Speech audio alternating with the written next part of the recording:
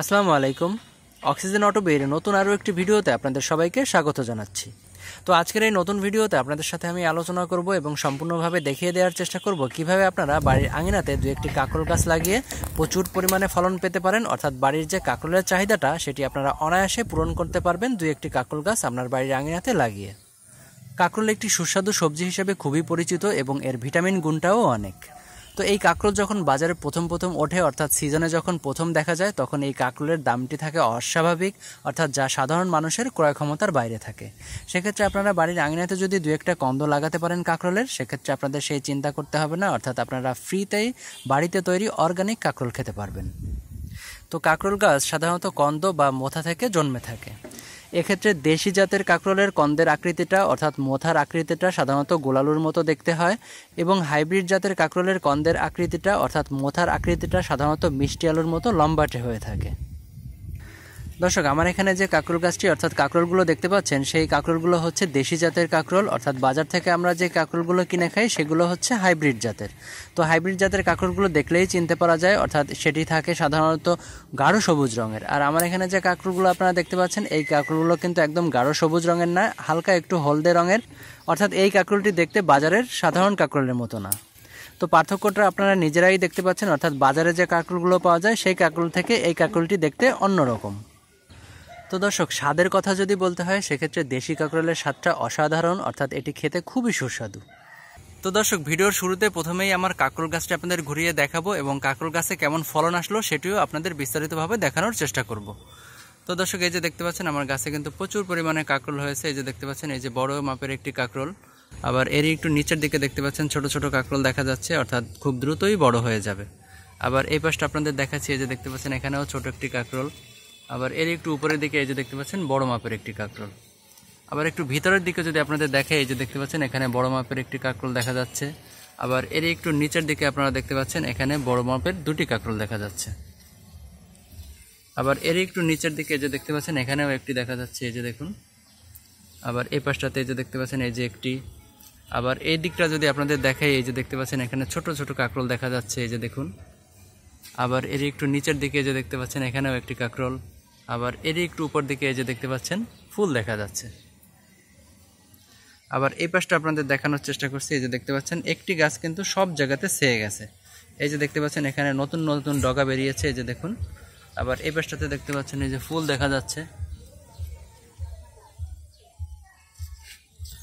আবার এই পাশটা যদি আপনাদের ঘুরিয়ে দেখাই, এই যে দেখতে পাচ্ছেন এখানে ছোট মাপের একটি কাকরোল দেখা যাচ্ছে। আবার এই পাশটা যদি আপনাদের দেখাই, এই যে দেখতে পাচ্ছেন এখানে বড় মাপের একটি কাকরোল ঝুলে আছে। তো দর্শক, একটি কাকরোল গাছ আপনারা বাড়ির আঙিনাতে যদি এভাবে লাগিয়ে দেন, সেক্ষেত্রে কিন্তু বাড়ির যে সবজির চাহিদাটা অর্থাৎ কাকরোলের যে চাহিদাটা সেটি আপনারা অনায়াসেই পূরণ করতে পারবেন। তো দর্শক, এই যে দেখতে পাচ্ছেন একটি জিওল গাছের উপরে আমি এই কাকরোলের গাছটি লতিয়ে দিয়েছি। এই যে দেখতে পাচ্ছেন সব জায়গাতে কিন্তু একটি গাছ ছেয়ে গেছে, এই যে দেখুন। কাকরোল গাছের কন্দ সাধারণত দুই জাতের হয়ে থাকে, অর্থাৎ একটি হচ্ছে পুরুষ জাতের কন্দ এবং অন্যটি হচ্ছে স্ত্রী জাতের কন্দ। তো পুরুষ জাতের মোথার কন্দে যে গাছটি হয় সেটিতে শুধুমাত্র পুরুষ ফুল আসে, এবং স্ত্রী জাতের কন্দ বা মোথাতে যে গাছটি তৈরি হয় সেই গাছটিতে শুধুমাত্র স্ত্রী ফুল আসে, অর্থাৎ যে ফুলে কাকরোল হয়ে থাকে। কাকরোলের সঠিকভাবে চাষ করার জন্য আপনাদের স্ত্রী কন্দের পাশাপাশি অবশ্যই পুরুষ কন্দ লাগাতে হবে, অর্থাৎ 5টি যদি আপনারা স্ত্রী কন্দ লাগান সেক্ষেত্রে পাশাপাশি আপনাদের একটি পুরুষ কন্দ লাগাতে হবে। সেক্ষেত্রে আপনাদের কাকরোল গাছের স্ত্রী ফুলের পরাগায়ন অর্থাৎ পলিনেশন ভালো হবে এবং ফলনটাও অনেক গুণ বেড়ে যাবে। তো দর্শক, আপনাদের সামনে এই যে কাকরোলের গাছটি দেখতে পাচ্ছেন এবং প্রচুর পরিমাণে ফলন দেখতে পাচ্ছেন, এখানে শুধুমাত্র একটি স্ত্রীকন্দ আমি লাগিয়েছিলাম, এবং একটি স্ত্রীকন্দ লাগানোর পরও কিন্তু আমার এখানে প্রচুর পরিমাণে ফলন আসছে। তো সেক্ষেত্রে ফলন আসার কারণটা হচ্ছে প্রাকৃতিকভাবে আমার ফুলগুলো পরাগায়িত হয়েছে, অর্থাৎ পিঁপড়ে, মৌমাছি এবং নানা ধরনের পোকামাকড় দ্বারা ফুলগুলো পরাগায়িত হওয়ার কারণে এখানে প্রচুর পরিমাণে ফলন আসছে। তবে আমার এখানে স্ত্রীকন্দের পাশাপাশি যদি আমি আরও একটি পুরুষকন্দ লাগাতে পারতাম সেক্ষেত্রে কিন্তু আমার ফলনটা আরও অনেক গুণ বেড়ে যেত। তো কাকরোলের সফলভাবে চাষ করার জন্য এবং প্রচুর পরিমাণে ফলন পাওয়ার জন্য দুই জাতের কন্দই লাগাতে হবে বাগানে। এবারে আপনাদের সাথে আলোচনা করব কাকরোল চাষ করার জন্য উপযুক্ত সময় সম্পর্কে। কাকরোল চাষের উপযুক্ত সময় হচ্ছে মধ্য এপ্রিল থেকে মধ্য জুন পর্যন্ত। এ সময়ে মাটিতে আপনাদের কাকরোলের কন্দ বা মোথা লাগাতে হবে। কাকরোলের চাষ করার জন্য মাদা তৈরি করাটা খুবই জরুরি, কারণ কাকরোল গাছের গোড়ায় যদি পানি জমে যায় সেক্ষেত্রে কাকরোল গাছের কন্দ বা মোথা মারা যায়। এজন্য কাকরোল গাছের মাটি তৈরি করার আগে অবশ্যই আপনাদের উঁচু মাদা তৈরি করে নিতে হবে এবং কাকরোল গাছের গোড়ায় যেন কখনোই পানি জমে না থাকতে পারে এ বিষয়টা আপনাদের অবশ্যই নিশ্চিত করতে হবে। তো দর্শক, তারই ধারাবাহিকতায় আমার এখানে কাকরোলের চাষ করার জন্য আমিও এখানে একটি মাদা তৈরি করে নিয়েছি। তো আমার এখানে কাকরোলের মাদা তৈরি করার জন্য আমি এখানে ব্যবহার করেছি গ্রাম অঞ্চলে ঘরের চালে ব্যবহার করার জন্য যে টালিগুলো ব্যবহার করা হয় সেই 4টি টালি আমি এখানে ব্যবহার করেছি এবং এর মাপটা হচ্ছে 1.5 ফিট বাই 1.5 ফিট, 1.5 ফিট লম্বা এবং 1.5 ফিট চওড়া, অর্থাৎ স্কোয়ার সাইজ এটা। আপনাদের কাছে যদি এরকম টালি না থাকে সেক্ষেত্রে আপনারা কাঠের তক্তাও ব্যবহার করতে পারেন মাদা তৈরি করার জন্য। তো কাকরোলের মাদাটি যদি একবার খুব ভালোভাবে প্রস্তুত করা যায় এবং উঁচু জায়গাতে প্রস্তুত করা যায় এবং কাকরোল গাছের মাদায় যদি কখনো পানি না ওঠে সেক্ষেত্রে আপনারা কয়েক বছর যাবৎ একই মাদায় একই রোপণকৃত কাকরোলের কন্দ থেকে আপনারা কয়েক বছর যাবৎ কাকরোল খেতে পারবেন। তো কাকরোলের সিজন যখন শেষ হয়ে যাবে, অর্থাৎ কাকরোল গাছে যখন ফলন দেওয়া শেষ হয়ে যাবে, তখন আপনা আপনি কাকরোল গাছটি মারা যাবে।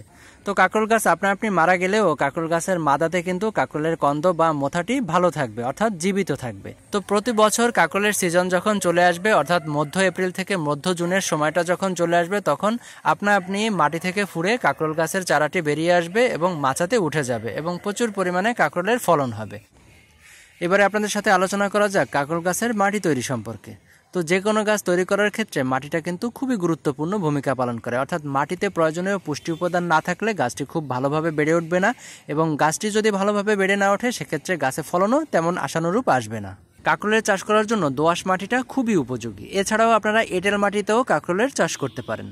আমার এখানে কাকরোলের মাটি তৈরি করার জন্য আমি এখানে ব্যবহার করেছি 30 ভাগ সাধারণ বাগানের মাটি এবং 30 ভাগ ব্যবহার করেছি পাতা পচা সার এবং 30 ভাগ ব্যবহার করেছি গোবর সার। তো গোবর সারটা আমার 2 বছরের পুরনো ছিল। আপনারা যদি গোবর সার ব্যবহার করতে চান অবশ্যই 1 বছরের পুরনো নেওয়ার চেষ্টা করবেন কমপক্ষে। এবং 10 ভাগ ব্যবহার করেছি ধানের চিটা, অর্থাৎ ধানের চিটা ব্যবহার করলে পরে মাটিটা সবসময় ঝুরঝুরা থাকে এবং আটসাটও হতে পারে না। তবে আপনাদের কাছে যদি ধানের চিটা না থাকে সেক্ষেত্রে ধানের চিটার জায়গাতে আপনারা কোকোপিটও ব্যবহার করতে পারেন। কোকোপিট ব্যবহার করলেও সবথেকে ভালো হবে। তো এই সকল উপাদানগুলো ভালো করে মিশিয়ে আমার এই মাদার মাটিটা আমি প্রস্তুত করে নিয়েছি। আপনারাও চাইলে এভাবে করে মাটিটা প্রস্তুত করতে পারেন। তো আপনারা চাইলে মাটি তৈরি করার সময় সামান্য পরিমাণে হাড় গুঁড়ো, সামান্য পরিমাণে শিংকুচি, সরিষার খোল গুঁড়ো, নিম খোল গুঁড়ো অল্প অল্প পরিমাণে মাটির সাথে মিশিয়ে নিতে পারেন। সেক্ষেত্রে আপনার গাছটি আরও ভালোভাবে বেড়ে উঠবে এবং প্রচুর পরিমাণে ফলন দিবে। তবে আমার এই গাছের মাটি তৈরি করার সময় আমি ওই সকল খাবার কিছুই ব্যবহার করিনি, তারপরও কিন্তু আমার গাছটি খুব ভালোভাবে বেড়ে উঠছে এবং প্রচুর পরিমাণে ফলন দিচ্ছে। তবে এই মাটি তৈরি করার জন্য আমি এখানে সাধারণ বাগানের মাটি অনেকটা কম ব্যবহার করেছি, কারণ মাটিতে যেন কখনোই পানি ধরে না রাখে এবং পানি পড়লেই যেন পানিটা অনায়াসে চুইয়ে বেরিয়ে যেতে পারে। এজন্য আপনারা সাধারণ বাগানের মাটিটা কম ব্যবহার করার চেষ্টা করবেন, তাহলে পানি কখনোই ধরে রাখবে না মাটিতে। কাকরোলের কন্দ বা মোথা লাগানোর 10 থেকে 15 দিনের মধ্যেই গাছ বেরিয়ে যাবে এবং গাছ বেরিয়ে তারপরে মাচাতে উঠে যাবে। কাকরোল গাছে মাচা দেওয়াটা অত্যন্ত জরুরি একটা বিষয়, কারণ কাকরোল গাছ লতা জাতীয় গাছ, এজন্য মাচার উপরে কাকরোল গাছ সবথেকে ভালোভাবে বেড়ে ওঠে। তো দর্শক, আমার এখানের কাকরোল গাছে আপনারা দেখতে পাচ্ছেন আমি কোনো ধরনের মাচার ব্যবস্থা করিনি। আমি বাড়ির আঙিনাতে আগে থেকে 3 থেকে 4টি জিওল কচা গাছ লাগিয়েছিলাম, অর্থাৎ গ্রাম অঞ্চলে এটি কচা গাছ নামেই খুবই পরিচিত। এই কচা গাছে কিন্তু কাকরোল গাছগুলো খুব সুন্দরভাবে বেড়ে ওঠে। আমার বাড়ির আঙিনাতে আমি 3 থেকে 4 বছর আগে কয়েকটি জিওল কচা গাছ লাগিয়েছিলাম। তো এই জিওল কচা গাছে আমি বিভিন্ন ধরনের লতা জাতীয় সবজির চাষ করে থাকি। তো তারই ধারাবাহিকতায় এখানে আমি কাকরোল গাছও এই জিওল কচা গাছেই তৈরি করেছি। তো আপনারা যদি মাচার ঝামেলা থেকে মুক্তি পেতে চান সেক্ষেত্রে বাড়ির আঙিনাতে কয়েকটি জিওল কচা গাছ লাগিয়ে রাখবেন। সেক্ষেত্রে কাকরোল গাছ লাগিয়ে দিয়ে সেই গাছে আপনারা লতিয়ে দিতে পারবেন গাছগুলো এবং আপনার কাকরোল গাছটি খুব সুন্দরভাবে সেই জিওল কচা গাছে বেড়ে উঠবে এবং প্রচুর পরিমাণে ফলন আসবে। সেক্ষেত্রে আপনাদের মাচার ঝামেলা একদমই থাকবে না। তো এবারে আপনাদের সাথে আলোচনা করব কাকরোল গাছের যত্ন সম্পর্কে। তো কাকরোল গাছে তেমন কোনো যত্নের প্রয়োজন হয় না, এমনিতেই কাকরোল গাছ খুব সুন্দরভাবে বেড়ে ওঠে। তবে যত্নের মধ্যে একটি বিশেষ যত্ন হচ্ছে, এই যে দেখতে পাচ্ছেন কাকরোল গাছ যখন মাটি থেকে ফুঁড়ে বেরিয়ে আসবে, অর্থাৎ এই যে দেখতে পাচ্ছেন আমার এই কাকরোল গাছটি যখন মাটি থেকে ফুঁড়ে বেরিয়েছিল তখন আমি মাচাতে উঠিয়ে দেওয়ার জন্য এখানে আমি কয়েকটি ডালপালা ব্যবহার করেছি। এই যে দেখতে পাচ্ছেন কয়েকটি ডালপালা পুঁতে দিয়েছি এবং কয়েক জায়গাতে আমি এখানে বেঁধে দিয়েছি। এই যে দেখুন, এই যে দেখতে পাচ্ছেন এখানেও বেঁধে দিয়েছি। আবার উপরটাতে আপনাদের দেখাচ্ছি, এই যে দেখতে পাচ্ছেন জিওল কচা গাছে যেহেতু আমি কাকরোল গাছটি তৈরি করেছি, এই জিওল কচা গাছের সাথে আমি কাকরোল গাছটি বেঁধে দিয়েছি। এই যে দেখতে পাচ্ছেন উপরের দিকেও বেঁধে দেওয়া আছে। তো আপনাদের কাকরোল গাছগুলো যখন মাটি থেকে ফুঁড়ে বেরিয়ে আসবে তখন আপনারা কাকরোল গাছটিকে মাচাতে উঠিয়ে দেওয়ার জন্য এরকম ডালপালা ব্যবহার করবেন, তাহলে এই কাকরোল গাছটি খুব সুন্দরভাবে বেড়ে উঠবে। তো দর্শক, এবারে আলোচনা করা যাক কাকরোল গাছের পানি প্রয়োগ সম্পর্কে। কাকরোল গাছের গোড়ার মাটিটা শুকিয়ে যখন সাদা হয়ে যাবে তখনই আপনারা পানি প্রয়োগ করবেন। এছাড়া কাকরোল গাছে কখনোই অতিরিক্ত পানি প্রয়োগ করা যাবে না। অতিরিক্ত পানি প্রয়োগ করলেই কিন্তু কাকরোল গাছের গোড়া পচে যেতে পারে, অর্থাৎ কাকরোলের কন্দ বা মোথা পচে যেতে পারে। এজন্য কাকরোল গাছে আপনারা সবসময় পরিমিত পানি প্রয়োগ করবেন। এছাড়া কাকরোল গাছ তৈরি হওয়ার বেশিরভাগ সময়টা জুড়েই বর্ষা থাকে, এজন্য বর্ষার পানিতেই কাকরোল গাছের পানির চাহিদাটা পূরণ হয়ে যাবে। বর্ষার সময়ে আপনাদের অতিরিক্ত পানি প্রয়োগ করার কোনো প্রয়োজন নেই। এবারে বলা যাক কাকরোল গাছের রোগ পোকা সম্পর্কে। কাকরোল গাছে নানান ধরনের রোগ পোকার আক্রমণ হয়ে থাকে। সেক্ষেত্রে বিছা পোকা, মাছি পোকা, এছাড়াও জাপ পোকার আক্রমণটা কাকরোল গাছে সব থেকে বেশি দেখা যায়। তবে আমার এই গাছে কিন্তু কোনো ধরনের রোগ পোকার আক্রমণ হয়নি। আমি নিশ্চিন্তে এই কাকরোল গাছটি তৈরি করেছি। তো আপনাদের কাকরোল গাছে যদি ওই সকল পোকামাকড়ের আক্রমণ হয় সেক্ষেত্রে আপনারা কীটনাশক ব্যবহার করতে পারেন। সেক্ষেত্রে আপনার কাকরোল গাছটি খুব সুন্দরভাবে বেড়ে উঠবে। তবে কাকরোল গাছের রোগবালাইয়ের মধ্যে একটা পোকার আক্রমণ বেশি দেখা যায়, অর্থাৎ কাকরোলে ফল ছিদ্রকারী পোকার আক্রমণটা সব থেকে বেশি দেখা যায়। তো ফল ছিদ্রকারী পোকাটা আপনারা সবাই চেনেন, অর্থাৎ সেটি মাছি পোকা নামে পরিচিত, অর্থাৎ ইংরেজিতে যেটাকে বলে ফ্রুট ফ্লাই। তো মাছি পোকাটা ফলের আকৃতি যখন এরকম সাইজের হবে, অর্থাৎ কাকরোলটি যখন ছোট আকারের থাকবে, তখন এই কাকরোলের গায়ে ছিদ্র করে সেই মাছি পোকাটা ডিম পেড়ে যায় এবং ডিম পেড়ে গিয়ে সেই কাকরোলটি যখন বড় আকারের ধারণ করবে তখন সেই ফল ছিদ্রকারী পোকার সেই ডিমটি ফুটে বাচ্চাতে পরিণত হবে, অর্থাৎ কাকরোলের মধ্যে প্রচুর পরিমাণে পোকা হবে। দর্শক, আপনাদের সামনে এই যে পোকাটি দেখতে পাচ্ছেন কাকরোলের উপরে ঘুরে বেড়াচ্ছে, এটি হচ্ছে সেই ফ্রুট ফ্লাই অর্থাৎ মাছি পোকা। এই মাছি পোকার আক্রমণ থেকে আপনার কাকরোলগুলোকে রক্ষা করার জন্য আপনারা ফেরোমন ফাঁদ ব্যবহার করতে পারেন এবং ফেরোমন ফাঁদ ব্যবহার করলে সেই মাছি পোকাগুলো খুব দ্রুতই মারা যাবে। তো ফেরোমন ফাঁদ ছাড়াও আপনারা প্রাকৃতিকভাবে কাকরোলগুলোকে রক্ষা করার জন্য আপনারা এরকমভাবে ব্যাগিং করতে পারেন। তো এরকমভাবে ব্যাগিং করে যদি দিতে পারেন, অর্থাৎ ব্যাগিং করা যদি সম্ভব হয়, সেক্ষেত্রে ফল ছিদ্রকারী পোকাগুলো আর এই ফলের গায়ে ছিদ্র করে ডিম পাড়তে পারবে না এবং কোনো কাকরোলেই কোনো ধরনের পোকা হবে না। কাকরোল গাছ যেহেতু লতানো প্রকৃতির গাছ, অর্থাৎ বাড়ির আঙিনাতে লাগিয়ে আপনারা যদি বড় গাছের সাথে এটিকে লতিয়ে দেন সেক্ষেত্রে গাছটি কিন্তু অনেক উঁচুতে চলে যাবে। সেক্ষেত্রে আপনারা কিন্তু ব্যাগিং করতে পারবেন না। এজন্য আপনারা ফেরোমন ফাঁদটা ব্যবহার করতে পারেন। ফেরোমন ফাঁদ ব্যবহার করলে পরে সেই মাছি পোকাগুলো খুব সহজেই মারা যাবে এবং একদম ঝামেলাহীনভাবেই আপনারা মাছি পোকাটি দমন করতে পারবেন। তো দর্শক, এই পর্যায়ে আমার গাছে বেশ কিছু কাকরোল পরিপক্ক হয়েছে, সেই কাকরোলগুলো আমি এখন পেড়ে নেব। তো চলুন দর্শক, আপনাদের সাথে নিয়েই কাকরোলগুলো পেড়ে নেওয়া যাক। বিসমিল্লাহির রহমানির রহিম।